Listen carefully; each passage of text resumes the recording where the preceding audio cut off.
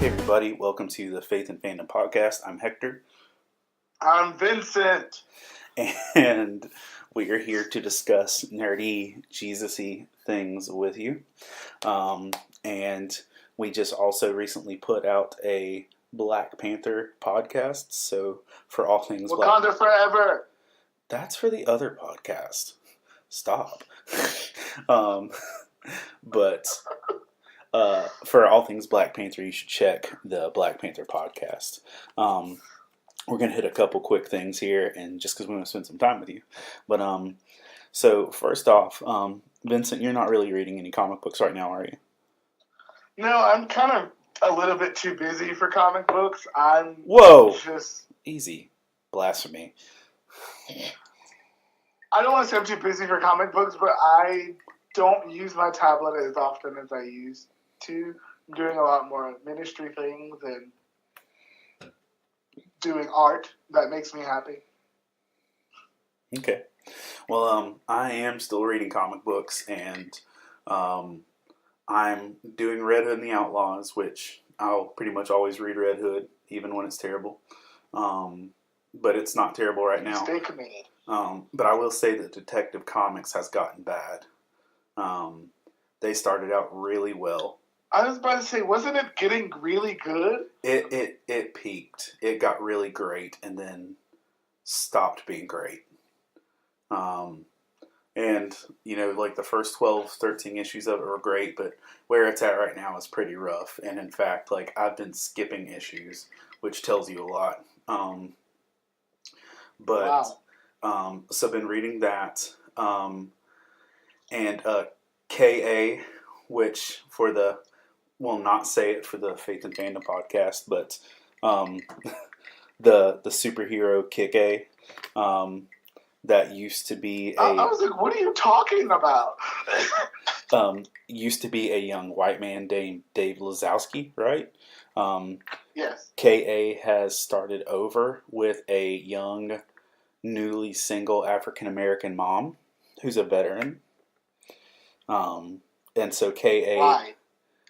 I did not read KA3, and I don't know if Lazowski or Lazanowski died, but either way, there's a new KA. So, yeah, and there's only been one issue put out, but it is a young, war veteran who came home from war to find that her husband had left her for some younger woman and left her up to her eyeballs in debt and with kids that she can't support. And so that's how the story starts. I also picked up, and I haven't read it yet, but look at me, I'm buying a Marvel book. Yay! I picked up Doctor Strange Damnation, which there apparently something bad happened in Las Vegas in the Marvel universe, and Las Vegas was destroyed, and so Doctor Strange brings it back. Why? I don't know. But when he brings it back, it opens a portal to hell. And that makes sense. And so hell takes over Las Vegas, like Mephisto, the actual Satan of the Marvel universe, is running Vegas, and like apparently the Avengers have to stop it, something like that. Haven't read it yet, but are you still reading comic books online? I am currently reading them on my phone and tablet, and I know that dismays a lot of my comic book provider friends, like my friends at Ultimate Comics and Heroes and all these other comic shops. And I'll say this plainly: if there's a comic book shop in my area that I can buy a physical book at or a show, I will buy them. But until then, there's not a place for me to get comic books within like a 35-mile radius that fits my schedule. So, you know, the nearest place is in Fayetteville, and they didn't know what Serenity was. Did you leave? Yes. Okay. That's not the only one. There is another one called Dragon's Lair in Fayetteville, which is a much on the level comic book shop, but they're further away and on a part of Fayetteville I never make it to. So as of where I am right now, uh, yeah, I'm still doing digital.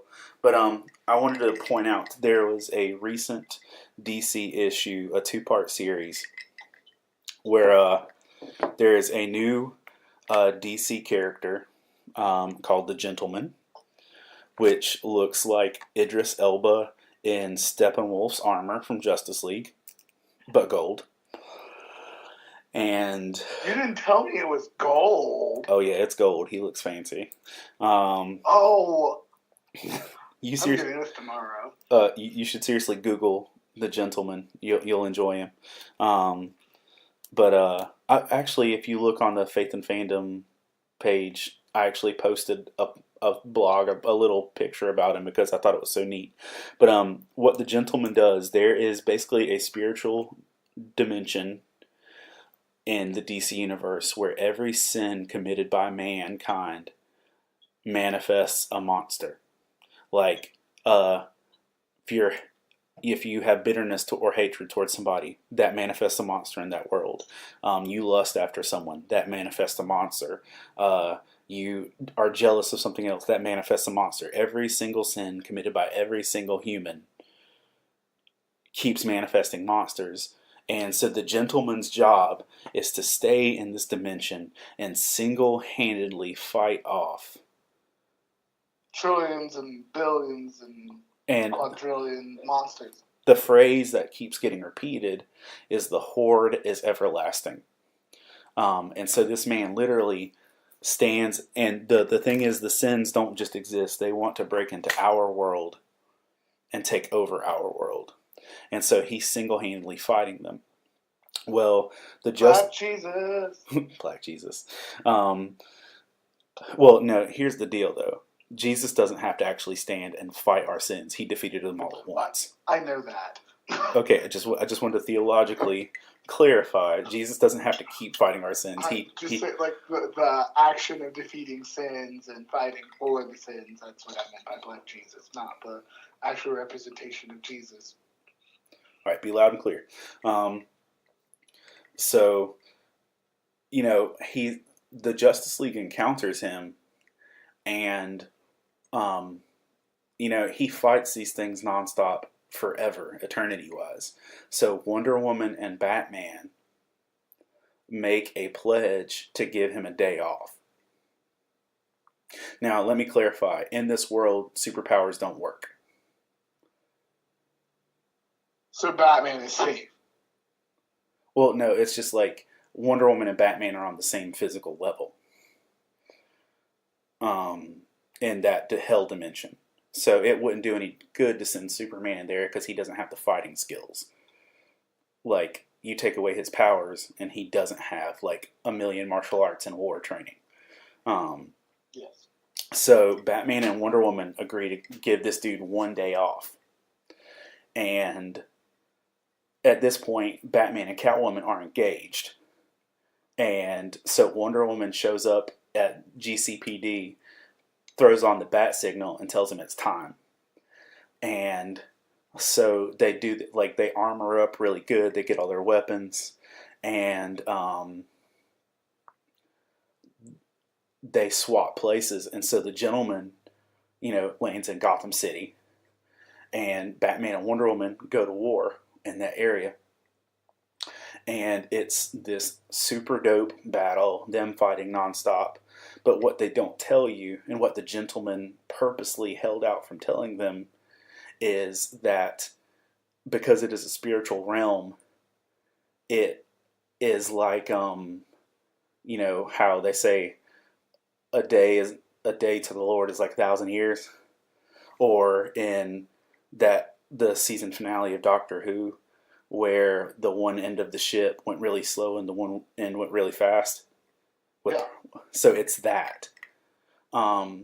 So 2 hours on Earth is 37 years in the hell dimension.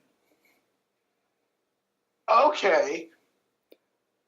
So, what about his engagement to Catwoman? Actually, don't tell me because I want to read it now. No, but I won't say much more.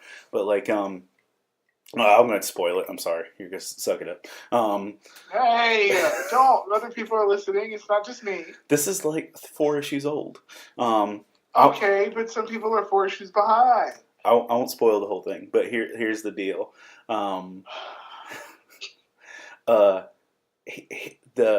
The gentleman is married to a woman in this world, and even though he's been fighting for 10,000 years, he's only been gone like a week. And so Batman and Wonder Woman, when they get there, they don't know that they're going to be there that long. They think they're there for one day, and the years start passing. Now, just tell me this: if you're alone with Wonder Woman for 37 years,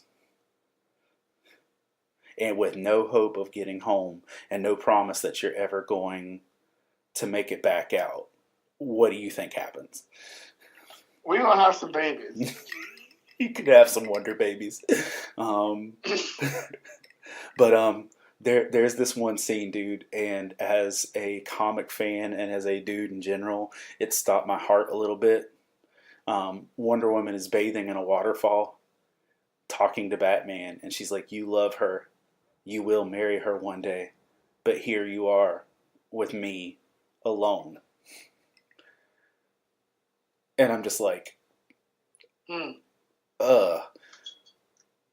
Sha. and the artwork is so dope. And yeah. But like it cliffhanged where it looked like Wonder Woman and Batman were about to kiss.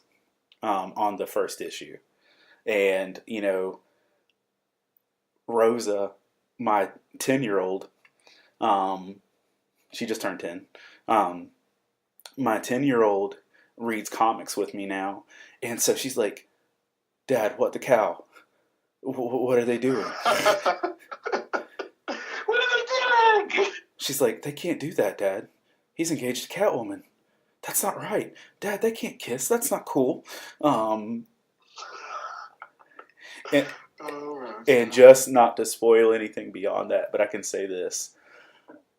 Where that issue picks up, if I'd never seen anything else from Wonder Woman, I would now and forever be a Wonder Woman fan.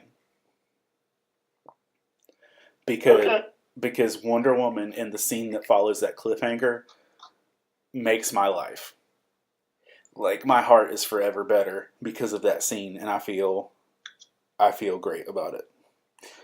So I strongly recommend reading Tom King's Batman, because it's just super good. And I can honestly say this: Tom King has become the single best writer for DC Comics in generations. You know, oh wow, past Scott Snyder. Not past, like he's beyond him, but like with the exception of Scott Snyder and stuff. But no, dude, this guy's writing Swamp Thing, this guy's writing Mr. Miracle, this guy's writing Batman, and I'm telling you, dude, it's all amazing and it's all consistent and it's all really, really good.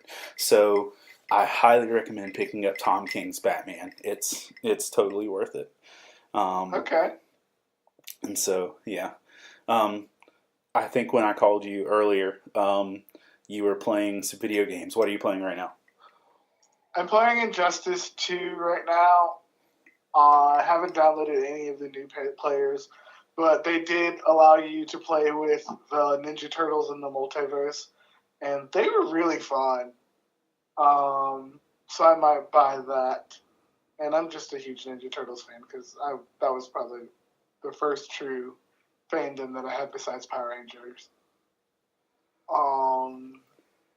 But yeah, that's all I'm playing right now. I'm waiting for some games to come out.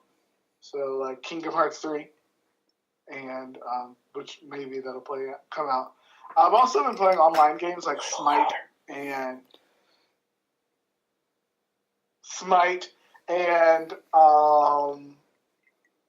Fortnite, but Fortnite's kind of, I only play because my kids play, so that's the only reason. I finally picked up Witcher 3, which I'm really behind on that.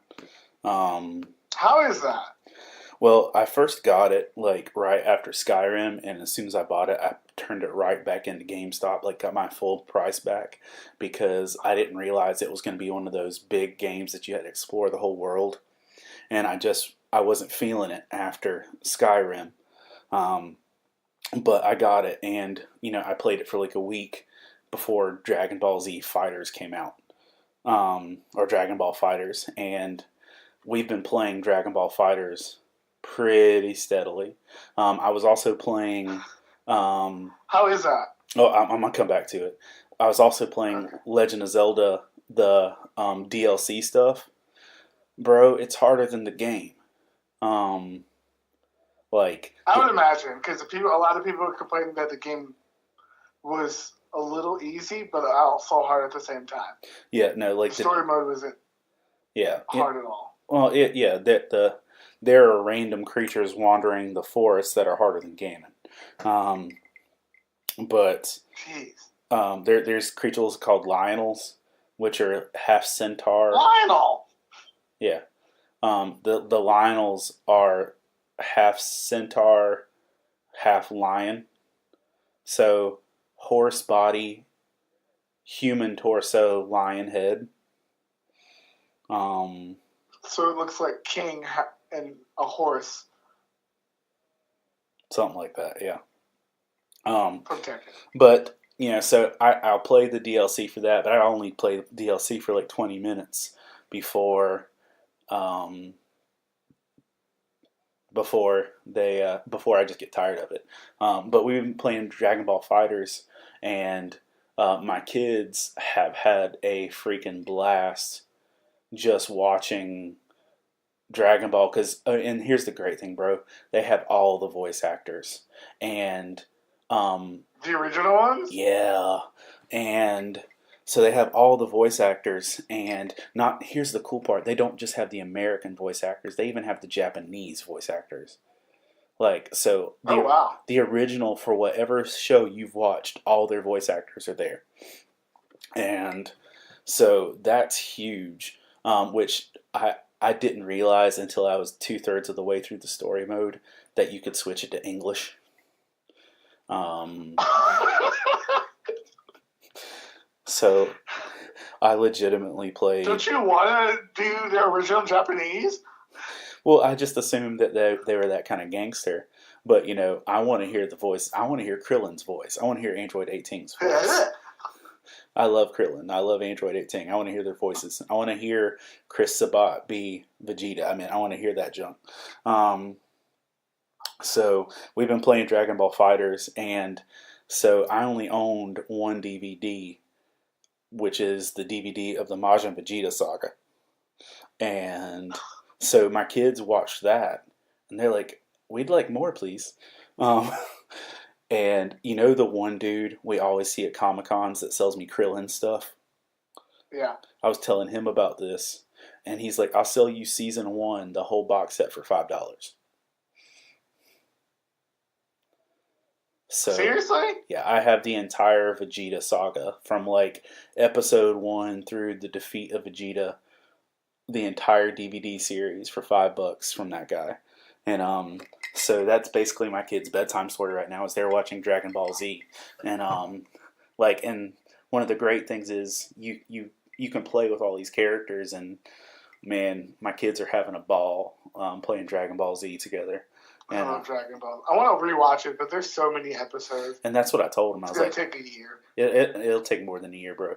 But you should definitely come over and we play Dragon Ball Fighters, because the beautiful thing is, you know how in most fighting games you have what looks like the fight, but then the cutscenes, like Yes. it all looks like you're watching the best version of the cartoon that ever existed. There are no cutscenes. It's full anime. How's the graphics? It's mind blowing. It's full cutscene animation the entire time. Interesting. I need to play this. So it's that level. It's better than Dragon Ball Z has ever looked, but there's not like cutscene than fight scene. It's all cutscene level. So yeah, but we've been playing that, and I'm probably just gonna. I'm kind of wrapping that up, and then next month, uh, what is it? Far Cry 5 comes out, and it's Yep. based on an American redneck religious cult. Um, and so I'm interested to play it just to see what it low key says about America and faith and everything else. So I plan on playing that, but I can't play another game until I write book 5, which right now I finished the Black Panther chapter today, and I'm at like I don't know 26,000 words, and that's 11 chapters. So So it's halfway through. it would normally be halfway through, but if I write 26 more thousand words, it's going to be as big or bigger than book 5 or book 4. Okay. Okay, no. We're not doing a book 4 anymore. Yeah, book 4 was way too expensive and big. So no. Uh, yeah, no. But so yeah, that's where we're at with that.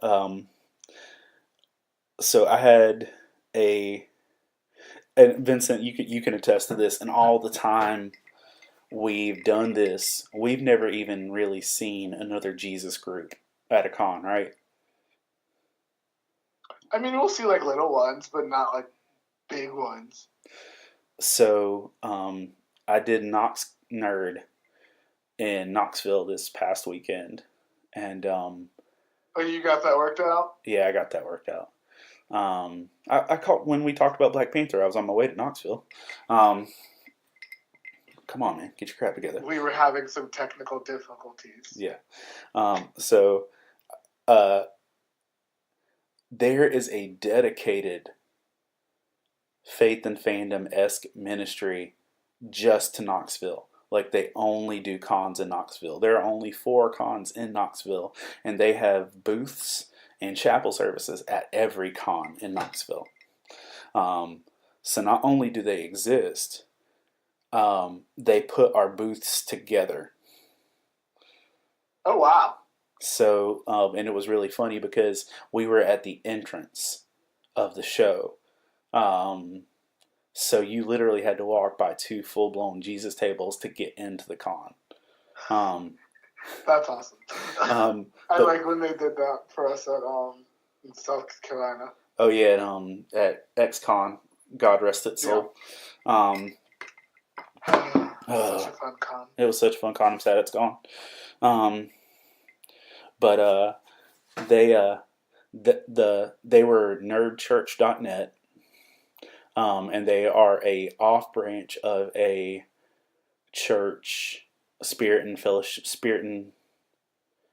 Truth Fellowship of Knoxville, and but they give out bumper stickers and cups like free. You just walk up and get them, and the cups have like Star Trek on them and say boldly going where no church has gone before, or they have Obi-Wan on them and saying this is the church you're looking for, and like that's on their swag. But then they have but then they have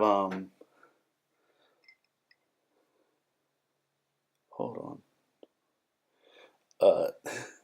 Then they did this thing where they have a science and skeptics meeting where they bring in legitimate scientists to discuss scientific topics and invite faith skeptics to come and be a part of it. And then they just discuss stuff. So they legitimately, where we do geek ministry, they specifically do nerd ministry. Oh, wow. And they're really like intense about it and good about it, and like, you know, I sent my wife a text, you know, pretty early on into it, like, well, I don't have to come back to Knoxville. It's well covered. You know how the doctor. That's good though. Yeah, That's good. that's great, and that's one of the things we had talked about. It's a family called the Spakes, and they said that they had never come across anybody else doing this stuff, and they started in Knoxville after the last time we went to Marble City. So Oh, so they just missed us. We just missed each other, and but they've been doing it for a while, and or they've been doing it longer than that, but they didn't go to Marble City when we went. Like it just didn't work out or Oh, whatever. okay. Yeah. But man, but they said that they'd never come across anybody else, and then I'm telling them about all the vast network of all these other nerdy people um, doing this stuff and doing this type of ministry, and it's pretty huge. Which you know, it was encouraging. Like I thought it was weird to be beside another nerd group, but what was really funny is like there were people that would stop at our booth that wouldn't stop at theirs, and people that would stop at their booth that wouldn't stop at ours, and That's really interesting. yeah, I wonder why. that's just the different fandoms attract different fandoms, and so. But it was a really neat experience being there with them, and I thought they were really cool. And if you check the Faith and Fandom page, um, you'll see that. Uh, but it was really neat to experience another group like that, and which is it's a big deal knowing that there are people doing Yeah. this because I know we weren't the first ones to do it, but realistically we were the first ones we saw doing it. Yes. And now there are people like everywhere. Dude, my Which is timeline great. It's so great to hear. my timeline is filled with people like doing nerdy ministry. Like there's Geek Devotions is one group. There's Nog, the Nerd of Godcast. uh, like it's a podcast, a daily podcast of nerdy Jesus stuff. Daily, daily, dude. I don't got that kind of time. Um, No. and that's a dude named Ben Knight who's also about to put out an EP called Mild Stallions, um, which I'm actually planning to pick up.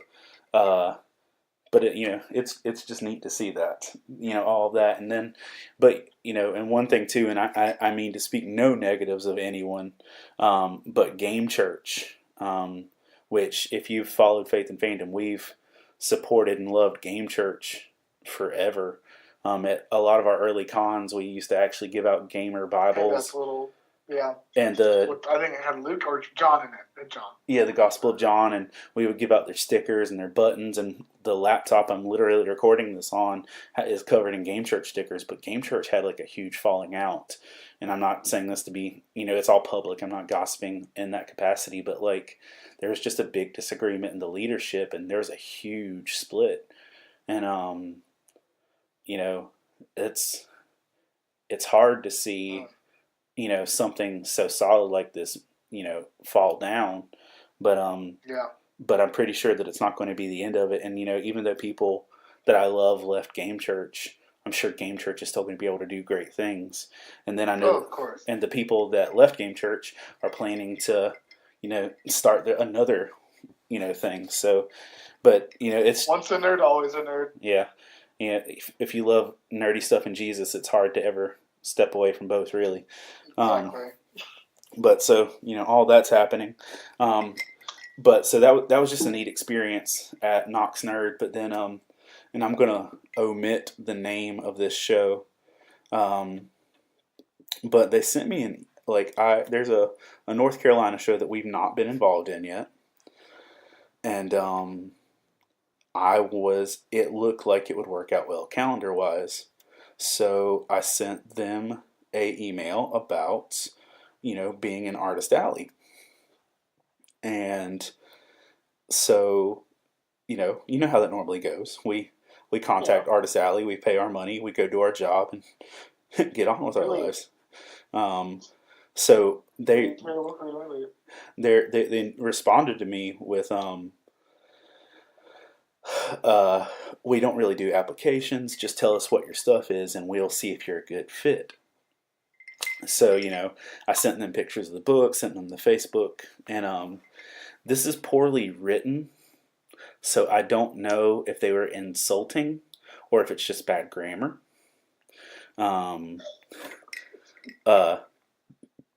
But this is where it says, "Hello, Hector. I do believe that what you have will fit our show.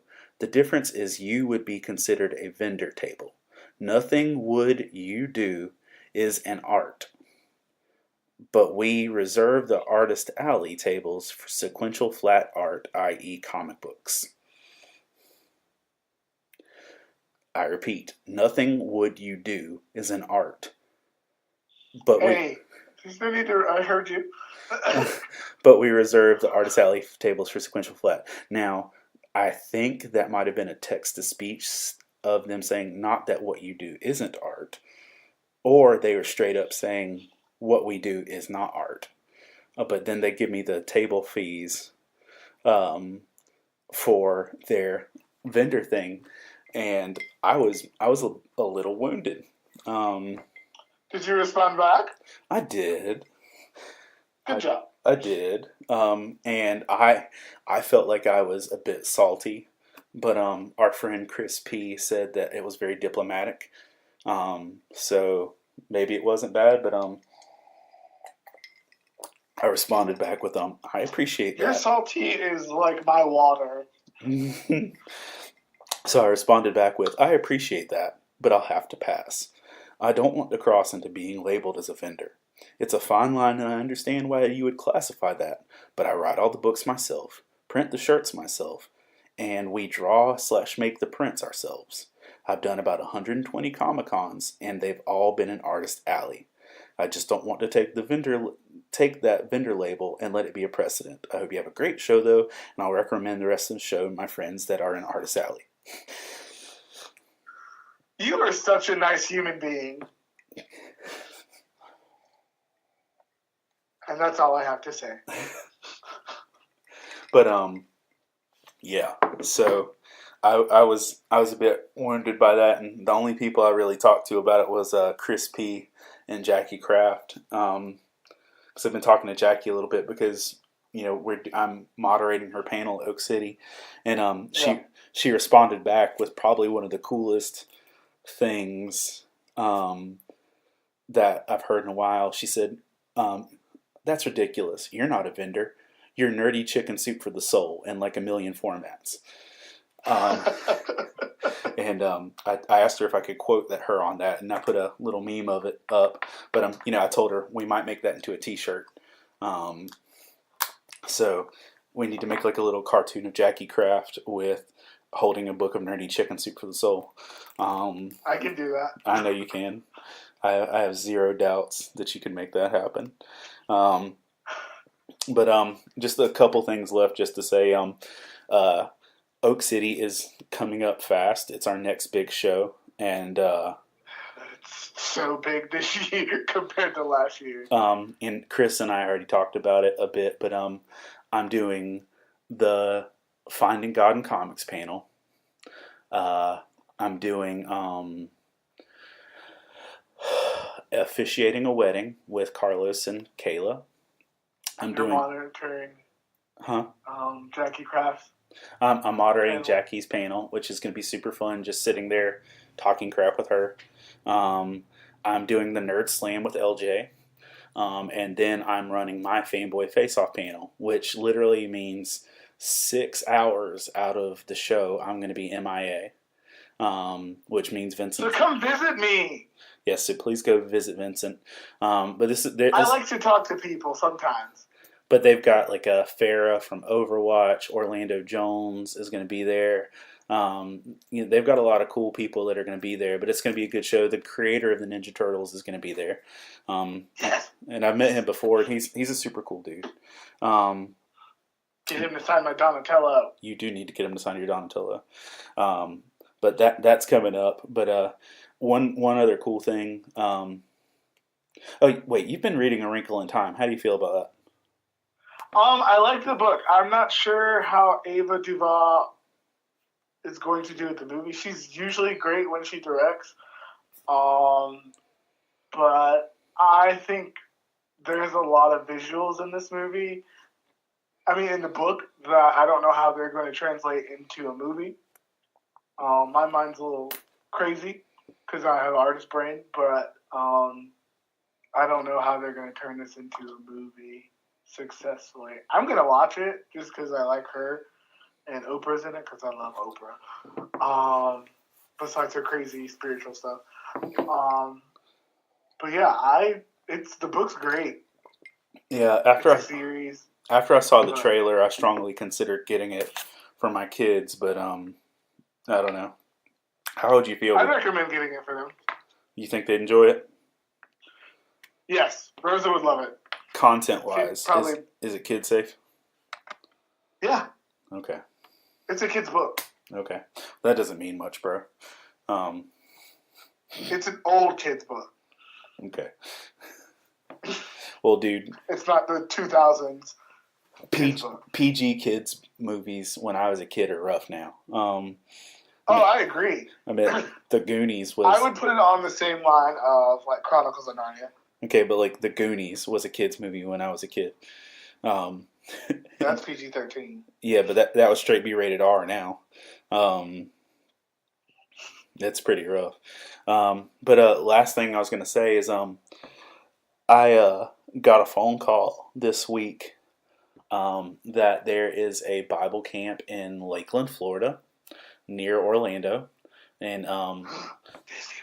Yeah, it is actually about 15 minutes from Disney World. And this camp in Florida is going to be using Faith and Fandom for their summer camp theme and curriculum. Can we go? Hold on, spoilers. So they're using it like the book 1 and all the other kids chapters that are throughout it as their like devotionals for daily, and they're telling all their speakers to do superhero themed stuff, but they've invited me to come be a speaker for I think their first week of camp. So which is really cool. Outside of just being a camp speaker, this is the first place I ever did camp ministry. What? Yeah, we have to go. I'm 36, and the day after I graduated high school, I drove to this camp and was a junior counselor there. So I just turned 18, so 18 years ago, I was a junior counselor at this place, and now 18 years later, they're using my curriculum, my material, and having me be a speaker. So it's pretty crazy. Look at you. Look at God. It ain't me, dude. I didn't even ask for this. No, you're going back to where you came from. I know. Going back to the people. Right. So, but yeah, so that happened. So that's pretty neat. And yeah, it's like the first week of June. I'm pretty sure you still have school. I'll be in Haiti. The first week of June? Yeah. Well, that second week. I leave the 9th. Okay, this is the week before that. Like I still have school. Okay. Yeah. We have exams. It's like the 2nd through the 8th. But so that's a pretty neat thing. So I'm gonna try and like connect with some Florida people while I'm down there. Man, it would be amazing if it just timed out there happened to be a Comic-Con in Florida right then. So I just want to go to Disney World. You should. It's the happiest place on earth. I know. But yeah. So yeah, anything else you want to share? No. Oh, I did a commission and I saw the people at Think Geek and they loved it. So I do commissions. They're pretty great. So if you actually ever give it to them, like Rick and Michonne, or that was one time. So what had happened was Deborah Ulmer. That was one time. Deborah Ulmer, who is one of our favorite people, commissioned Vincent to do a painting of Rick and Michonne. He did that painting, and then he made copies of it as prints, and then he sold those copies of those prints, but never gave Deborah her painting, and then he couldn't find it. It went over a year and 3 months. It was not over a year. It was totally over a year, bro. I don't think so. Vincent, she commissioned it at Oak City. We went Oak City to Oak City, all the way up to NC Comic-Con. We didn't go. No. Yeah, bro. Because she commissioned it last year. She commissioned it at Oak City. We last year. We went a full year, and then from like April to November. It was almost a year and a half. I don't think so. Well, I could be wrong. I could be wrong. I think you are. I don't think I am. I think you are. If Deborah listens to this, feel free to comment, Deborah. But stop trying to bash me. But I will say this: Vincent makes great art, and you should get his commissions. His art is glorious, and I love all of his arts. His arts are wonderful. Oh, on a side note, I put out a new book. It's 10 Things I Learned from Sucking at Student Ministry. Don't read my chapter. Actually, dude, I actually already got a comment that your chapter was somebody's favorite part. Oh. Yeah. So, it's a book I wrote on student ministry, and it was a side project to my side project, so you can check that out. But yeah, I'm working to have Faith and Fandom Volume 5 done, whatever we name it. Still don't have a name, so feel free to chime in with suggestions. But Faith and Fandom Volume 5 will be, Lord willing and the creek don't rise, done and in people's hands at Tidewater Comic-Con. What? Yeah, that sounded really cool. Vincent, dude, get this. Between now and October. You know that's April, right? Tidewater's May 12th.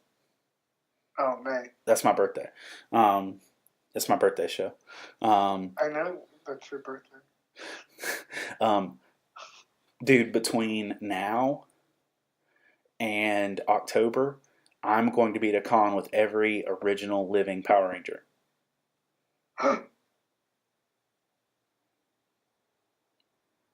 Take that. Between Tidewater, SuperCon, and Conapalooza, every original living Power Ranger is going to be at those shows. The Pink Ranger, the Blue Ranger, Tommy. You have to get her to sign my Pink Ranger. Okay, well, we'll work that out. So that's a thing. But it's just pretty cool. I thought you'd be excited about that. But I need all my Rangers signed. So either way, this is Hector and Vincent with Faith and Fandom. Thank you for listening to us. Oh my gosh. Thank you for Rick. Why don't you just come to that show?